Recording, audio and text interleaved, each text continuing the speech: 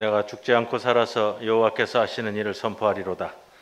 여호와께서 나를 심히 경책하셨어도 죽음에는 넘기지 아니하셨도다. 내게 의의 문들을 열지어다. 내가 그리로 들어가서 여호와께 감사하리로다. 세세 무궁토록 찬송과 영광과 존귀를 홀로 받으실 주님, 부활의 감격 속에서 지난 한 주간을 보내게 하시고 오늘 거룩한 주일에 다시 한번 저희를 성전으로 불러주시고 경건하게 하나님을 섬기는 자로 세워주시니 감사드리옵니다. 죽음을 이기시고 부활하신 주님, 이곳에 오셔서 좌정하시고 주의 백성들이 드리는 이 예배를 기쁘게 받아주옵소서. 예배하는 우리의 중심에 부활의 기쁨이 충만케 하시고 세상과 나는 간 곳이 없고 오직 나를 구원하시는 우리 주님만 보이게 하여 주옵소서. 모든 영광을 삼위일체 하나님께 돌리오며 예수님의 이름으로 기도드리옵나이다. 아멘.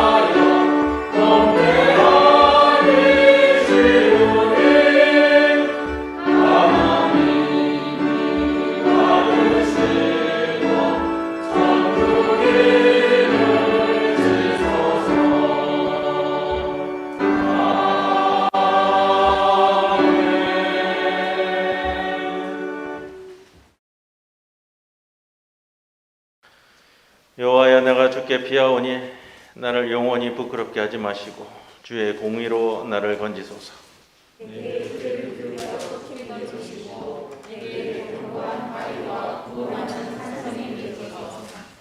저는 나의 반석과 산성이시니 그러므로 주의 이름을 생각하셔서 나를 인도하시고 지도하소서.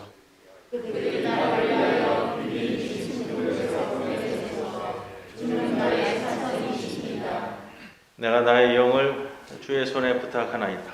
진리의 하나님 여호와여, 나를 속량하셨나이다.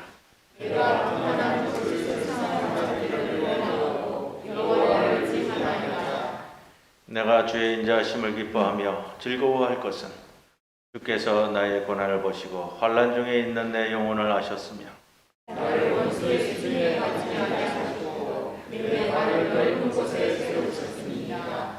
아멘. 전능하사 천지를 만드신 하나님 아버지를 내가 믿사오며 그 외아들 우리 주 예수 그리스도를 믿사오니 이는 성령으로 잉태하사 동정녀 마리아에게 나시고 본디오 빌라도에게 고난을 받으사 십자가에 못 박혀 죽으시고 장사한 지 사흘 만에 죽은 자 가운데서 다시 살아나시며 하늘에 오르사 전능하신 하나님 우편에 앉아 계시다가 저리로서 산자와 죽은 자를 심판하러 오시리라. 성령을 믿사오니 거룩한 공회와 성도가 서로 교통하는 것과 죄를 사하여 주신 것과 몸이 다시 사는 것과 영원히 사는 것을 믿사옵나이다. 아멘.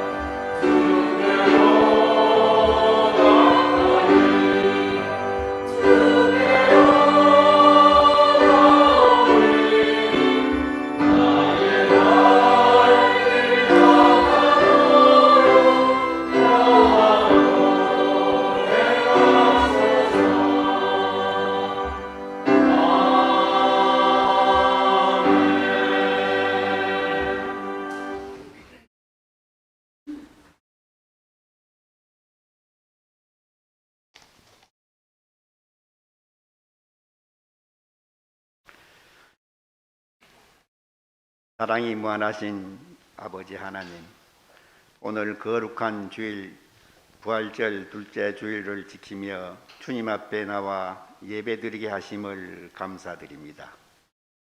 사망 권세를 이기시고 부활하셔서 우리에게 영원한 부활의 소망을 주신 주님께 감사와 영광을 올려드립니다. 죄로 인하여 죽을 수밖에 없는 우리들을 구원해 주시고 부활의 기쁨과 감격을 누리게 해 주시니 감사합니다.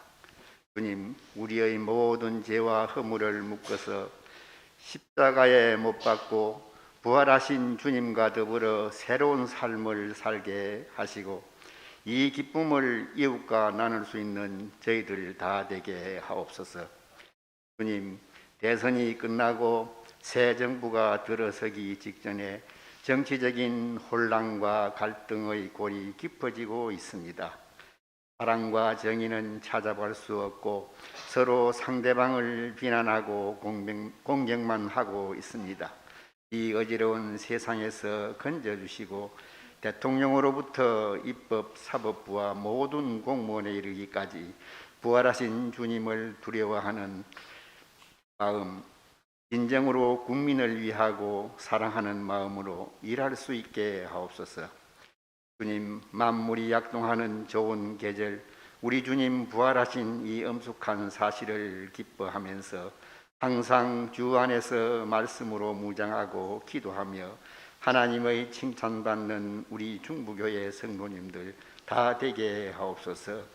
주님, 연세 높으신 장로님, 권사님, 사랑하는 성도님들 주 안에서 강건하게 축복하사 큰 믿음을 가지고 승리의 삶을 살게 하옵소서.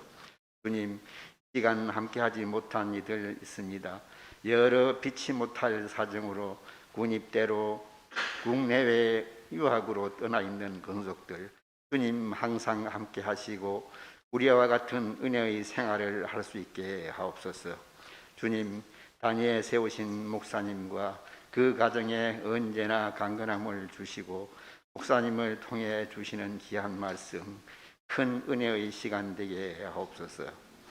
시간 거룩한 예배를 위해 은혜로운 찬양으로 준비한 성가대와 여러 모습으로 수고하며 봉사하는 모든 이들 축복해 주옵소서. 주님, 저희들 마음과 정성으로 드리는 이 예배 주님 홀로 영광 받으시옵소서. 이 모든 말씀 부활하신 예수님 이름으로 감사하며 기도드립니다. 아멘.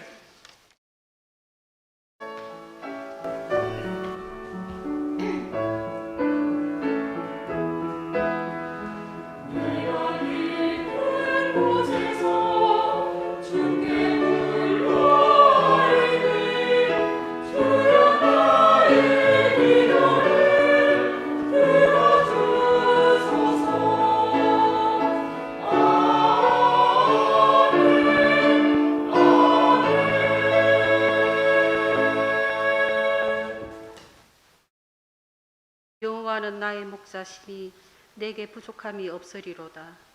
그가 나를 푸른 풀밭에 누이시며 쉴만한 물가로 인도하시는도다. 내 영혼을 소생시키시고 자기 이름을 위하여 의의 길을 인도하시는도다. 내가 사망의 엄침한 골짜기로 다닐지라도 해를 두려워하지 않은 것은 주께서 나와 함께 하심이라. 주의 지팡이와 막대기가 나를 안위하시나이다. 주께서 내 원수의 목전에서 내게 상을 차려주시고 기름을 내 머리에 부으셨으니 내 잔이 넘치나이다. 내 평생의 선하심과 인자하심이 반드시 나를 따르리니 내가 여호와의 집에 영원히 살리로다.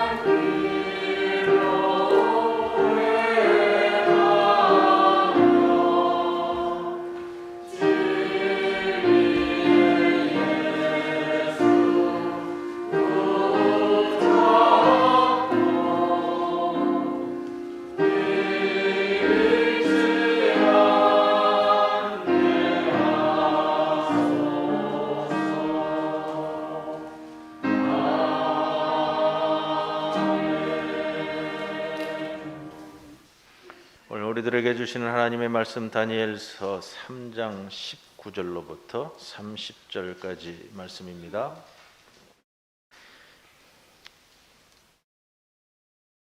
느부갓네살이 분이 가득하여 사드락과 메삭과 아벳느고를 향하여 얼굴빛을 바꾸고 명령하여 이르되 그 풀무불을 뜨겁게 하기를 평소보다 7배나 뜨겁게 하라 하고 군대 중 용사 몇 사람에게 명령하여 사드락과 메삭과 아벳느고를 결박하여 극렬히 타는 풀무불 가운데에 던지라 하니라. 그러자 그 사람들을 겉옷과 속옷과 모자와 다른 옷을 입은 채 결박하여 맹렬히 타는 불뭇불 가운데에 던졌더라. 왕의 명령이 엄하고 풀무불이 심히 뜨거우므로 불꽃이 사드락과 메삭과 아벳느고를 붙든 사람을 태워 죽였고, 이 세 사람 사드락과 메삭과 아벳느고는 결박된 채 맹렬히 타는 풀무불 가운데에 떨어졌더라. 그때에 느부갓네살 왕이 놀라 급히 일어나서 모사들에게 물어 이르되, 우리가 결박하여 불 가운데에 던진 자는 세 사람이 아니었느냐 하니, 그들이 왕에게 대답하여 이르되, 왕이여 옳소이다 하더라.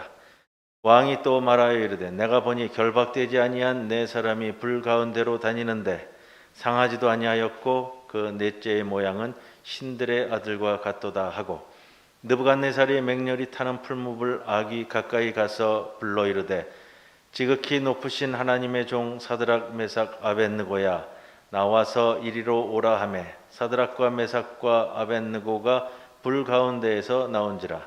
총독과 지사와 행정관과 왕의 모사들이 모여 이 사람들을 본즉 불이 능히 그들의 몸을 해하지 못하였고, 머리털도 그을리지 아니하였고, 겉옷빛도 변하지 아니하였고, 불탄 냄새도 없었더라. 느부갓네살이 말하여 이르되, 사드락과 메삭과 아벳느고의 하나님을 찬송할지로다. 그가 그의 천사를 보내사 자기를 의뢰하고 그들의 몸을 바쳐 왕의 명령을 거역하고 그 하나님 밖에는 다른 신을 섬기지 아니하며 그에게 절하지 아니한 종들을 구원하셨도다. 그러므로 내가 이제 조서를 내리노니, 각 백성과 각 나라와 각 언어를 말하는 자가 모두 사드락과 메삭과 아벳느고의 하나님께 경솔히 말하거든 그 몸을 쪼개고 그 집을 거름토로 삼을지니, 이는 이같이 사람을 구원할 다른 신이 없음이니라 하더라. 왕이 드디어 사드락과 메삭과 아벳느고를 바벨론 지방에서 더욱 높이니라. 이 말씀 가운데 성령께서 함께 하시기를 기원합니다.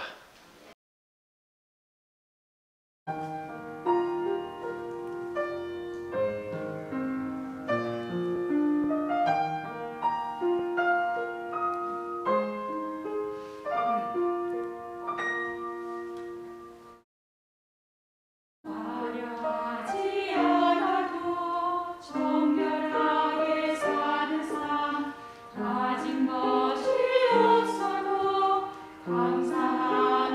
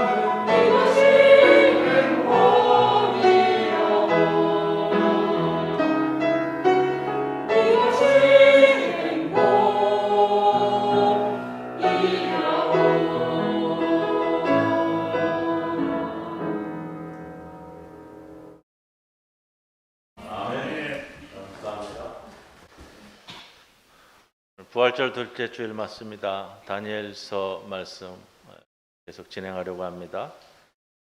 느부갓네살 왕이 아파트 10층 높이의 엄청난 금신상을 만들어 놓고 3장 10절 이하에 보시면 백성들이 그 금신상에 절하도록 만들었습니다. 명령했습니다. 그리고 누구든지 그러하지 아니하면 맹렬히 타는 풀무불 가운데 던져 넣음을 당하리라 했습니다. 당연히 이 문제에 대해서 다니엘의 세 친구인 사드락, 메삭, 아벳느고는 절하지 않았습니다.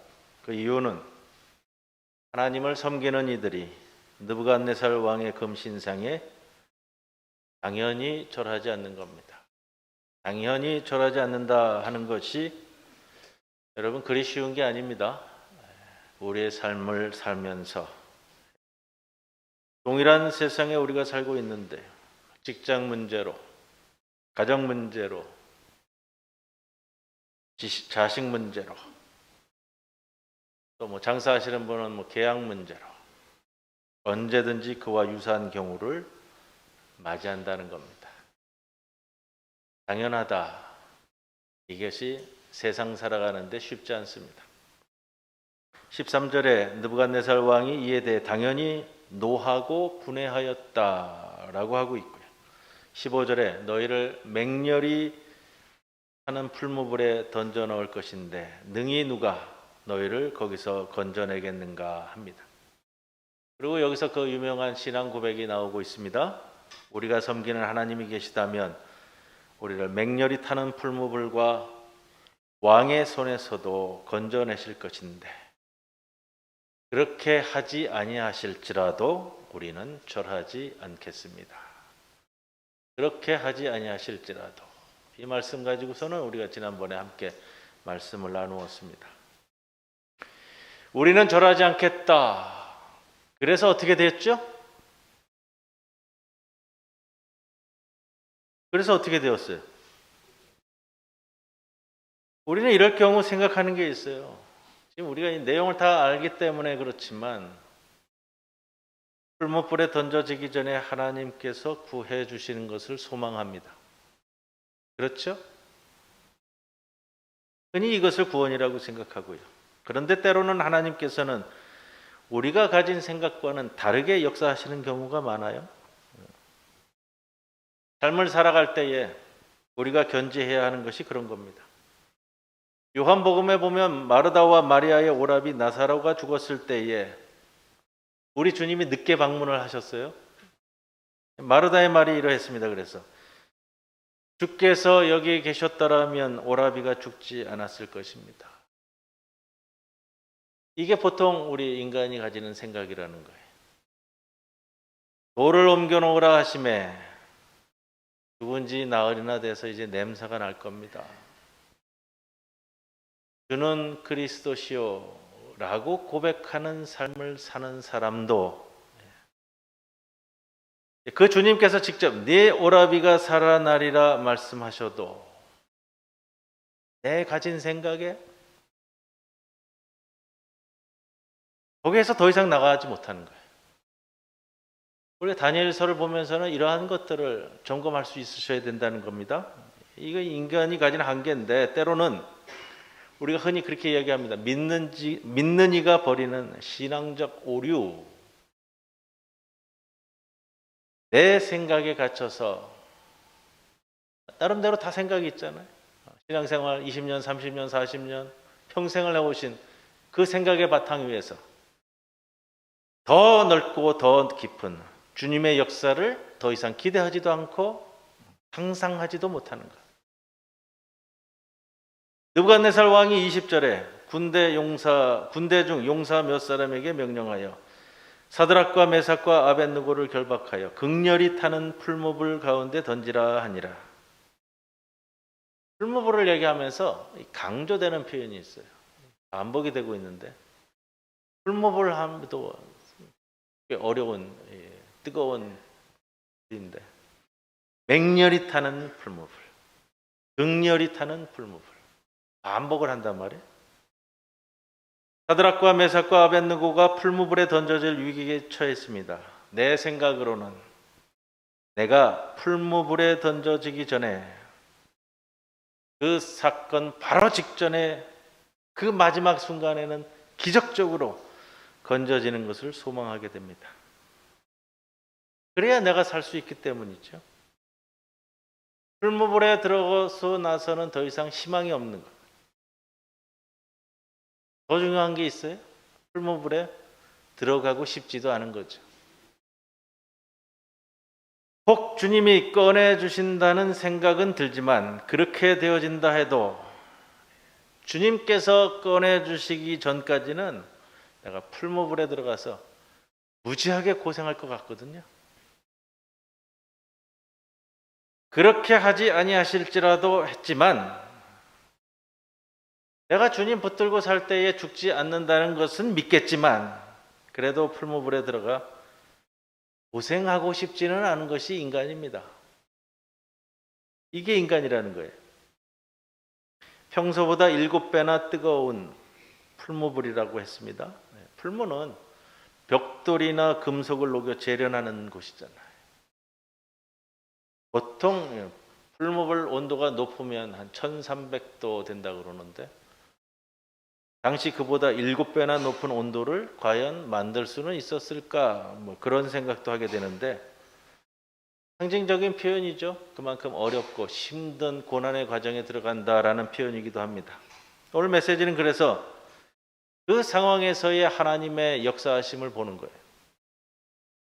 그때에도 하나님의 일하심이 시작된다는 것을 우리에게 주시는 말씀입니다. 오늘 말씀이 주시는 메시지가 그거예요. 하나님이 가르쳐 주시는 삶의 원리가 되는 것이고요.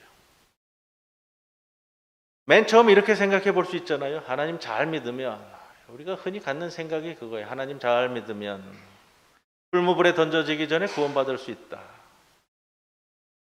그래서 조금 더 나가면 풀무불에 들어가도 타 죽지 않는다.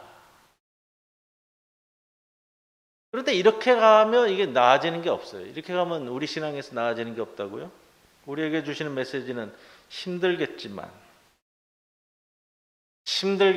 우리가 이 세상에서 믿음을 지키고 하나님의 말씀을 잘 따르고 하나님 말씀 붙들고 살아가더라도 풀무불에 던져지는 경우가 생긴다는 것. 먼저 그걸 볼 수 있고 그걸 받아들일 수 있으셔야 돼요. 그래야 우리의 신앙에 진보가 있는 겁니다. 그것이 어느 정도냐? 풀무불 뜨겁기가 평소보다 7배 그런 시련의 강도로 우리의 삶에 다가올 수도 있다라는 겁니다. 20절에 보면 군대 중 용사 몇 사람 이렇게 되어 있는데 번역에서 좀 빠졌습니다. 용사라는 표현으로 다 아마 담고 번역을 하려고 했던 것 같아요. 직역을 하면 군인 가운데서도 가장 힘센 용사 몇 사람을 통해서 3사람을 결박하여.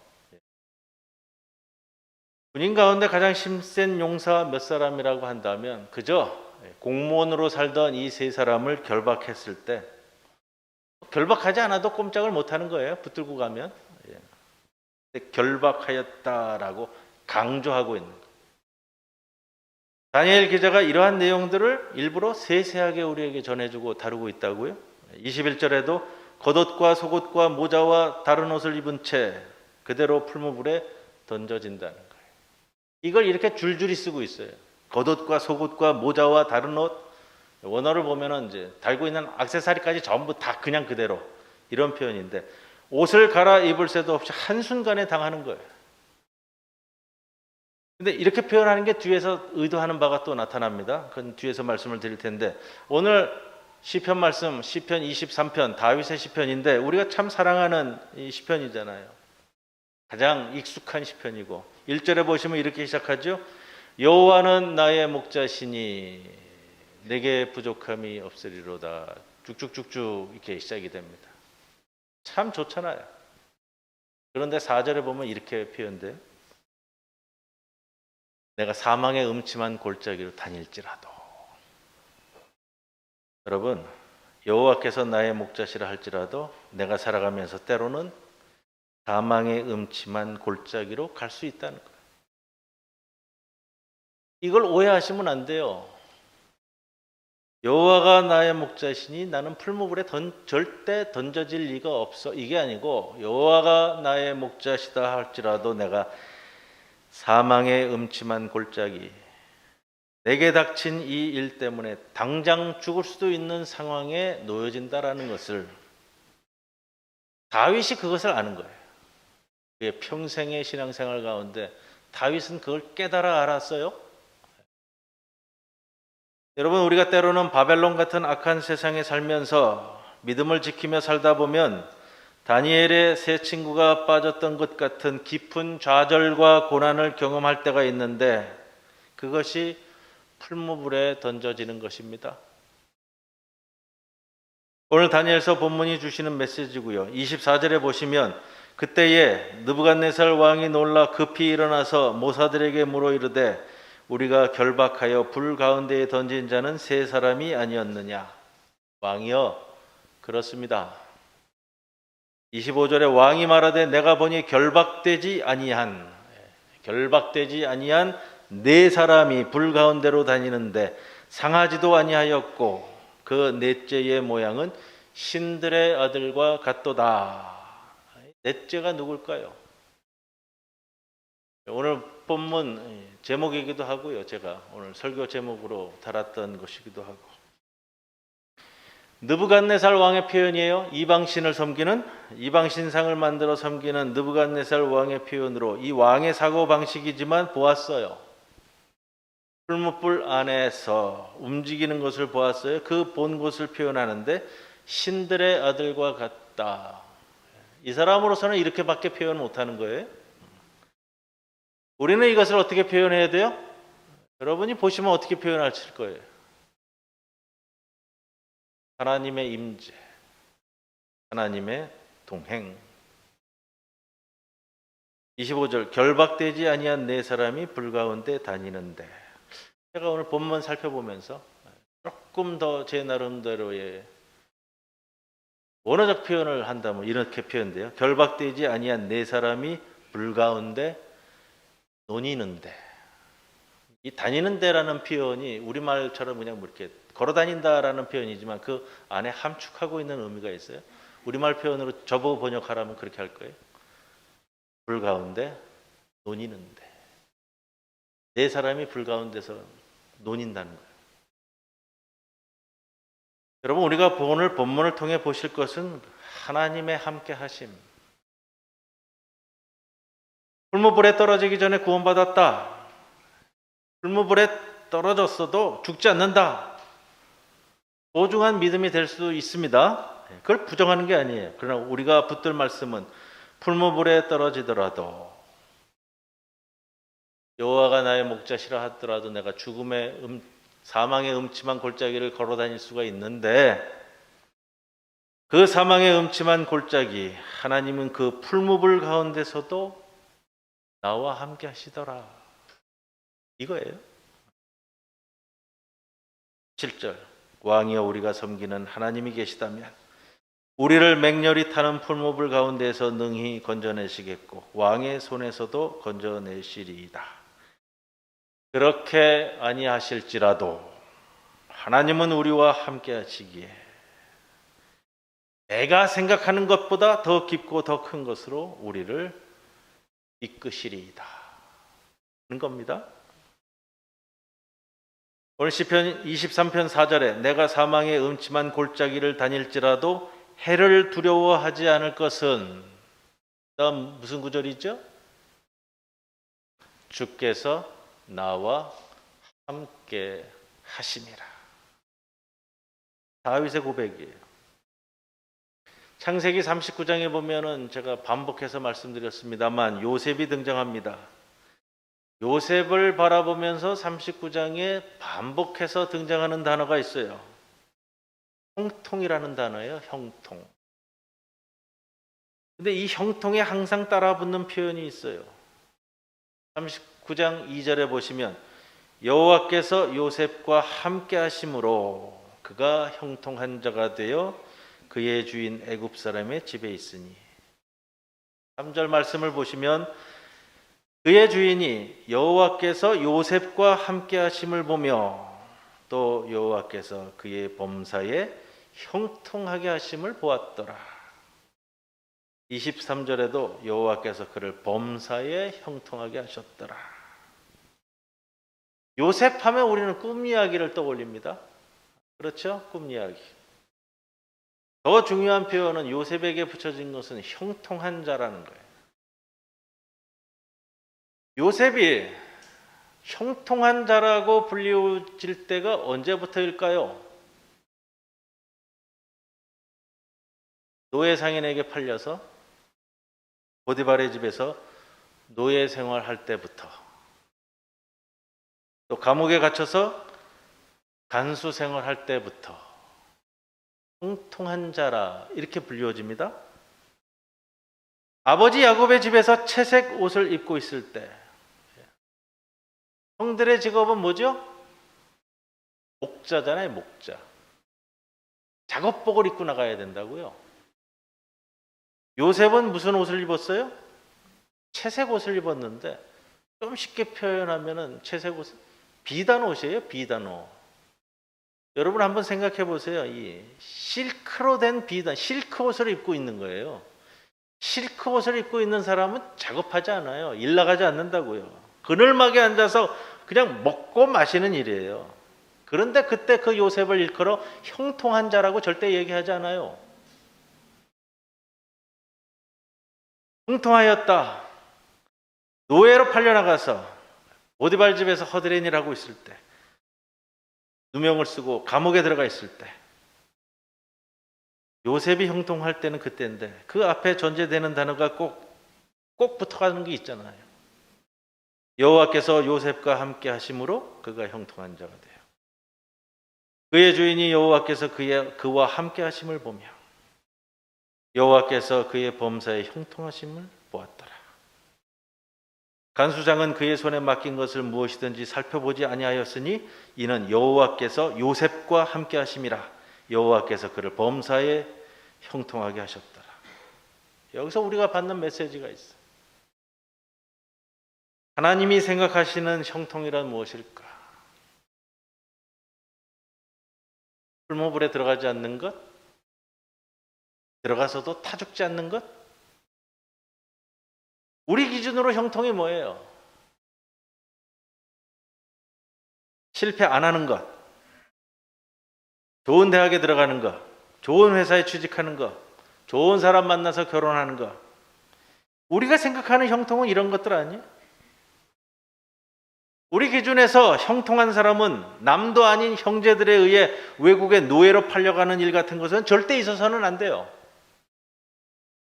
더욱이 성추행범으로 몰려 억울한 누명을 쓰고 감옥 가는 일은 상상도 할 수 없는 일이잖아요. 하지만 하나님이 생각하시는 형통은 이런 것이 아니에요. 하나님의 기준으로는 요셉이 억울한 누명을 당하지 않기 때문에 형통한 것이 아니라 억울한 누명을 당하는 그 지점에서 하나님께 함께 하심을, 하나님의 임재와 동행을 나의 삶 속에서 경험한다면 그것이 형통이라는 거예요. 그것을 오늘 27절에서는 이렇게 표현합니다. 풀무불 가운데서 나왔을 때 머리털도 그을리지 아니하였고 불탄 냄새도 없더라. 이런 상황을 강조하는 거예요. 하나님께서 동행하시기 때문에. 21절에 결박당해 풀무불에 던져질 때 겉옷과 속옷과 모자와 다른 옷을 입은 채 그대로 나왔다는 거예요. 그대로. 여러분, 이 사실을 깨달은 사람, 이 말씀을 붙들 수 있는 사람만이 부를 수 있는 찬송이 있어요. 오늘 말씀 마치고 함께 부를 건데 찬송가 438장. 높은 산이 거친들이 초막이나 궁궐이나 내 주 예수 모신 곳이 그 어디나 하늘나라. 높은 산이나 거친들이나 내가 초막에 있든지 궁궐에 있든지 다른 것이 중요한 것이 아니라 내 주 예수를 모신 곳이 그곳이 바로 하나님 나라다 라는 찬송이잖아요. 할렐루야 찬송 찬양하세 내 모든 죄 사함 받고 마지막 자리 아주 그냥 극미예요. 극미. 주 예수와 동행하니 그 어디나 하늘나라. 이걸 깨달은 자가 부르는 찬송, 그렇게 생각했어요? 바벨론 같은 우리 세상에서도 하나님과 동행한다면 그 어디나 하늘나라라는 찬송이 정말 여러분 모두의 신앙 고백이 되기를 기원합니다. 3장 12절 보시면 사드락과 메삭과 아벳느고는 왕이 세워 바벨론 지방을 다스리게 하신 자이거늘 왕이여 이 사람들이 왕을 높이지 아니하며 왕의 신들을 섬기지 아니하며 왕이 세우신 금신상에게 절하지 아니하나이다. 신하들이 이 세 사람을 고발하는 장면이죠. 지금 우리식으로 표현한다면 이 표현은 이런 거예요. 왕이시여 보십시오. 저 사람들은 자기 신앙을 구실로 사회 분란과 불안을 조장하는 자들입니다. 이런 뜻이죠. 당시 사회에서 왕권 체제에서 이 표현은 정말로 엄청난 비난이고요. 이 세 사람은 소위 말하는 이 고위공직자잖아요. 고위공직자. 고위공직자들이 왕의 말을 안 듣는 거잖아요. 거의 반역 수준이라는 거예요. 이 고발 때문에 왕의 노여움을 사서 풀무불에 던져졌습니다. 그런데 28절에 이 비난이 어떻게 변해졌는지 볼 수가 있죠. 느부갓네살이 말하여 이르되 사드락과 메삭과 아벳느고의 하나님을 찬송할지로다. 그가 그의 천사를 보내사 자기를 위로하고 그들의 몸을 바쳐 왕의 명령을 거역하고 그 하나님 밖에는 다른 신을 섬기지 아니하며 그에게 절하지 아니한 종들을 구원하셨도다. 이같이 사람을 구원할 다른 신이 있겠느냐? 30절에 왕이 드디어 사드락과 메삭과 아벳느고를 바벨론 지방에서 더욱 높이니라. 느부갓네살 왕이 자신의 입으로 표현해요. 이 세 사람이 왕인 나의 명령을 거역했다고요. 그런데도 그 하나님을 찬송하라고 하고 있죠. 무엇이 이렇게 변화시켰을까? 여러분 본문에 나오는 사드락과 메삭과 아벳느고는요 무능한 존재예요. 무능한 사람들이라고요. 핍박하면 핍박당하고 풀무불에 던지면 반항 한번 못하고 던져지는 딱 우리 같은 사람들이라고요. 그런데 앞의 말씀처럼 사드락과 메삭과 아벳느고를 향한 느부갓네살 왕의 칭송은 이루 말할 수 없는 칭송으로 이루어졌어요. 왕이 내 명령을 거역하였지만 칭송하라라고 말하고 있으니까.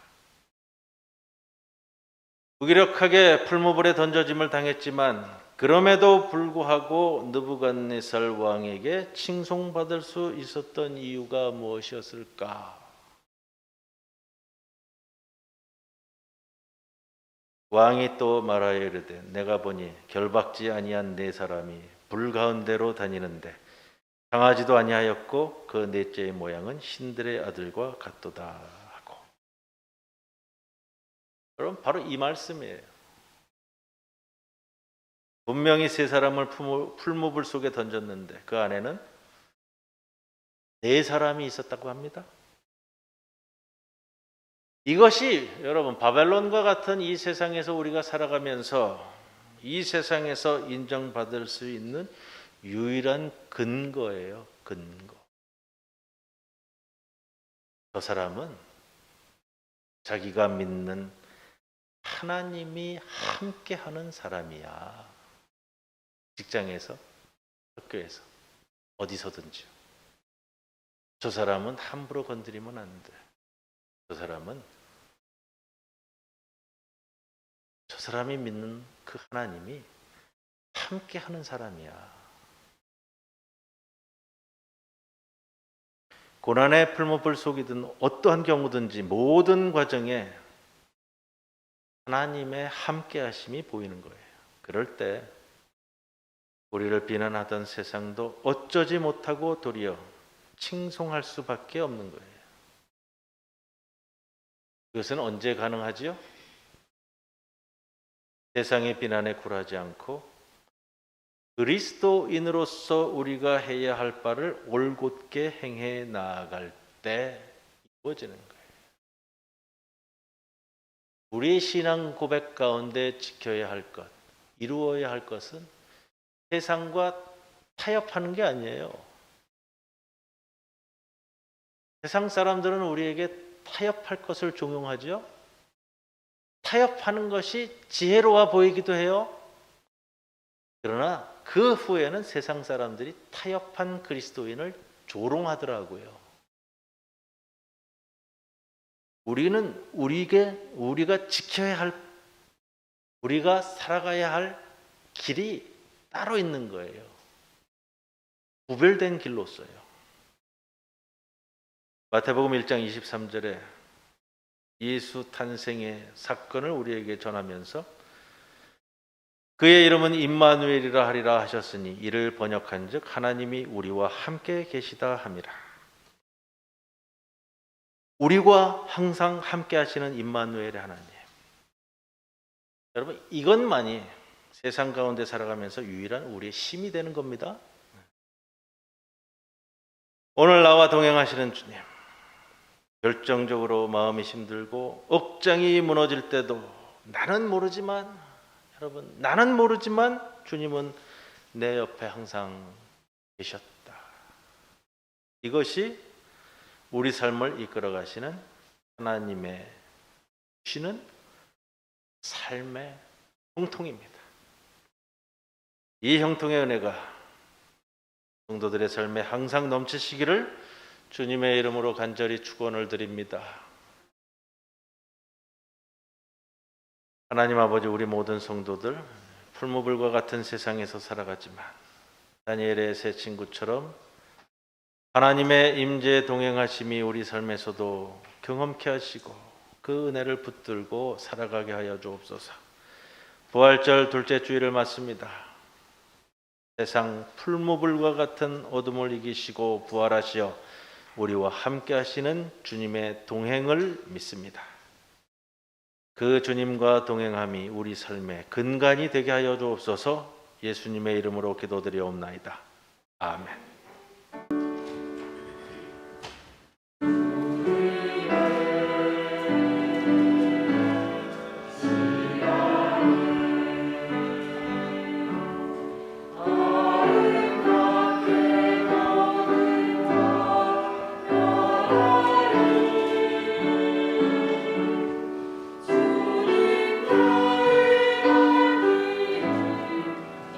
인도하여 주시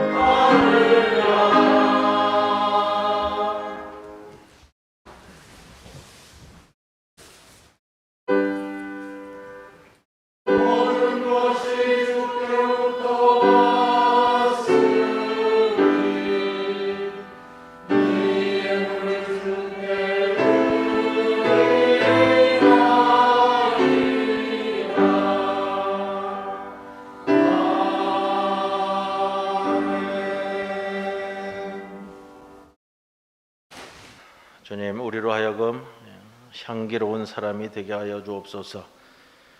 가지고 있던 분노와 미움 그리고 갈등의 보따리를 풀게 하시고 용서하신 것처럼 용서하고 사랑하신 것처럼 사랑하며 일하시는 것처럼 일하게 하옵소서. 세상 소리에는 둔감하지만 부르시는 음성에는 민감하게 하여 주옵소서. 슬퍼하는 자들과 함께 슬퍼하고 즐거워하는 자들과 함께 즐거워하므로 성숙한 그 모습으로 향기로운 사람이 되게 하여 주옵소서. 이 심령을 안고 봉헌합니다. 11조로 봉헌한 그 손길을 기억하여 주시사 그의 삶의 터전을 언제나 굳건히 잡아 주시옵소서. 하늘 헌금으로 장학 헌금으로 주정 헌금으로 예물을 올립니다. 이 예물과 함께 우리의 몸과 마음도 함께 받아 주옵소서. 감사드리며 예수님의 이름으로 기도하옵나이다. 아멘.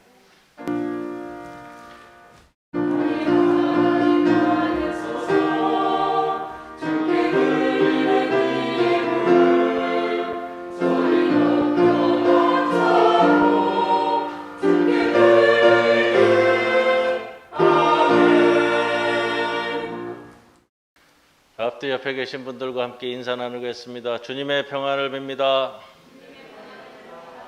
주님의 평안을 빕니다. 광고 주보를 참고해 주십시오. 예배 후에 원래 당에 모이겠습니다. 다음 주에는 재직회 모이도록 하겠습니다. 다음 주일 예배 후입니다.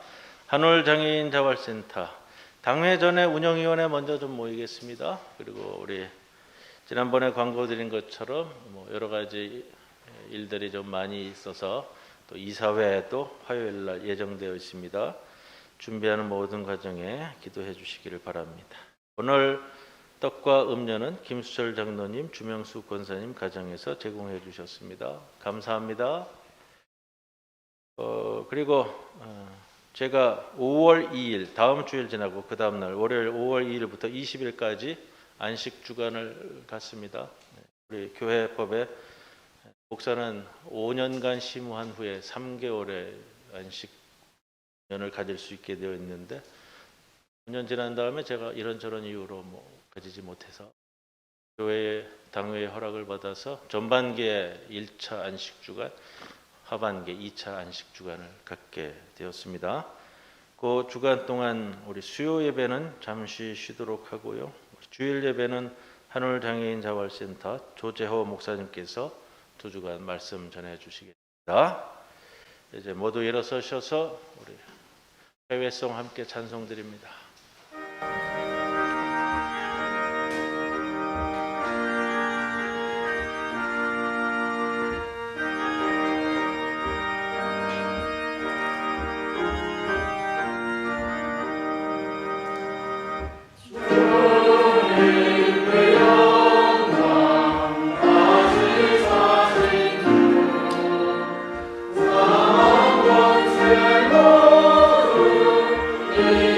주